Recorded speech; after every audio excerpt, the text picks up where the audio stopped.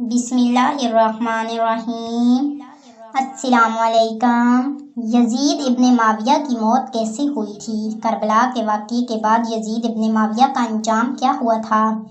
آج کا ہر انسان بھی جس نے بھی کربلا کا واقعہ سنا ہے اسے یہ اچھی طرح سے معلوم ہے کہ حضرت امام حسین علیہ السلام کو قتل کرنے والا یزید ابن معاویہ ہی تھا، جس نے عبید اللہ ابن زیاد کو اسی کام پر مقرر کیا تھا، اور عبید اللہ ابن زیاد نے یزید کے کہنے پر ہی امام حسین علیہ السلام کے قتل کا فرمان جاری کیا تھا۔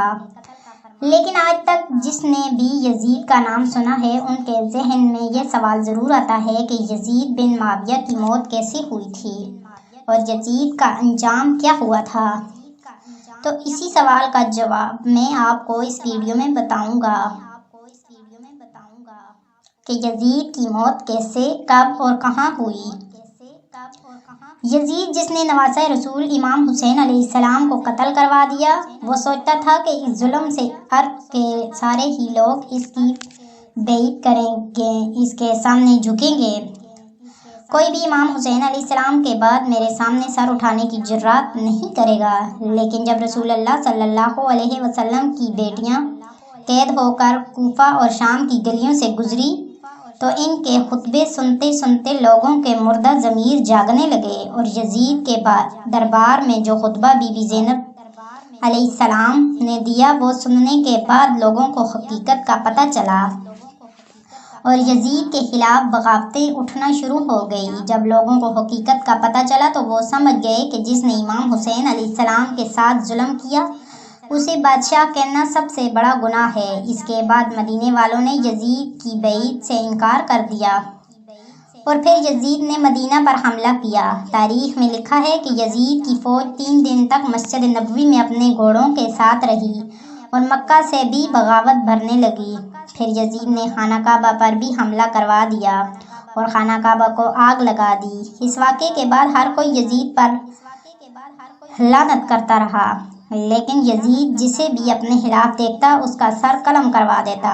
ان سب سنگین گناہوں کی سزا یزید کو آخرت میں ملے گی، لیکن اس دنیا میں بھی یزید کو عبرتناک اور دردناک سزاؤں کا سامنا کرنا پڑا اور اسے رسوائی اور تکلیف کے سوا کچھ نہ ملا۔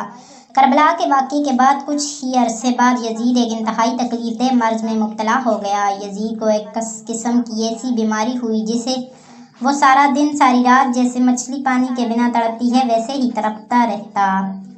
اس کے پیٹ میں شدید درد اٹھتا تھا اور اسے بہت زیادہ پیاس لگتی تھی۔ وہ جتنا بھی پانی پیتا اس کی پیاس نہیں مٹتی تھی، اور جب وہ پیاس کی شدت سے پانی پیتا تو وہی پانی اس کے پیٹ کو جلاتا تھا۔ وہاں کئی حکیم پریشان ہو گئے کہ یہ کس قسم کی بیماری ہے، اور یزید کو کہتے تھے کہ تمہارا پیٹ اندر سے خالی ہو رہا ہے، جل رہا ہے۔ یزید کے درد اور تکلیف کی انتہا نہیں ہوتی تھی۔ وہ سارا دن ساری رات درد اور تکلیف سے چلاتا رہتا تھا۔ اس کی یہ تکلیف دیکھ کر بڑے بڑے حکیم اس کا علاج کرنے سے قاصر تھے۔ یزید کی اس تکلیف کو دیکھ کر لوگ سمجھ گئے اور کہتے تھے کہ یہ عذاب حضرت امام حسین علیہ السلام کو شہید کرنے کی وجہ سے ہی ہوا ہے۔ یزید کے درد کو کم کرنے کے لیے حکیم اس سے مختلف قسم کے شراب پلاتے تھے تاکہ یہ زیادہ تر نشے میں رہے، ان سے درد اور تکلیف محسوس نہ ہو، اور باقی اسے شکار کرنے کو بھی کہتے تھے تاکہ اس کا زیادہ تر وقت تفریح میں گزرے۔ ایک مرتبہ یزید اپنے ساتھیوں کے ساتھ شکار پر گیا۔ شکار کرنے کے دوران ان سب کی نظر ایک ہرن پر پڑی اور یہ سب اس ہرن کے پیچھے لگ گئے تو اچانک دوسری ہرن پر یزید کی نظر پڑ گئی اور یزید نے اپنے گھوڑے کو اس کی طرف بھگایا۔ ہرن کا پیچھا کرتے کرتے یزید اپنے ساتھیوں سے بچھڑ گیا اور ایک سنسان جگہ پر پہنچ گیا، اور وہ ہرن بھی اچانک غائب ہو گیا۔ یزید کو وہاں بھی پیاس کی شدت ہوئی اور وہ پیاس سے تڑپنے لگا۔ اس وقت یزید نے دیکھا ایک شخص ہے جس کے ہاتھ میں مشق تھی۔ یزید نے گھوڑے کو اس کی طرف کیا اور اس کے پاس پہنچا۔ یزید نے اسے کہا کہ مجھے بہت پیاس لگی ہے، تھوڑا پانی پلا دو۔ اس شخص نے پوچھا کہ تم کون ہو؟ تو اس نے بتایا کہ میں یزید ابن معاویہ ہوں۔ یہ سن کر وہ شخص رونے لگا اور کہا لعنت ہو تم پر، تم وہی یزید ہو جس نے نواسہ رسول حضرت امام حسین علیہ السلام ابن علی علیہ السلام کو قتل کروایا۔ یہ دیکھ کر اس شخص نے ایک ایسی ہالناک چیخ کی جسے سن کر یزید کا گھوڑا خوف زدہ ہو کر وہاں سے بھاگنے لگا۔ یزید کا پاؤں اسی گھوڑے کی رکاب میں پھنسا ہوا تھا۔ وہ گھوڑا یزید کو پورے ریگستان میں گھسیٹتا ہوا جنگل میں پہنچا دیا اور وہاں بھی اسے ملعون کو گھسیٹتا رہا۔